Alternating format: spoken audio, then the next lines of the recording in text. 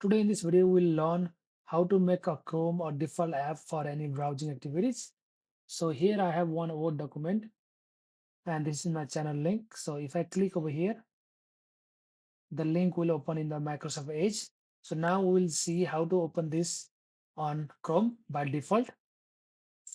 So for that, just go to the default application.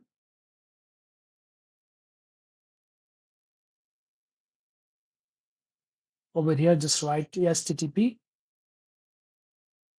then change Edge to the Chrome, set default, and that's how you set up the default app for the browser. So now let's go and see that link. So click on the link, and finally the link is open on the Chrome now instead of Edge. So this is how you set up the default application for browsing. Thank you for watching the video. Please don't forget to like, comment, and subscribe my channel.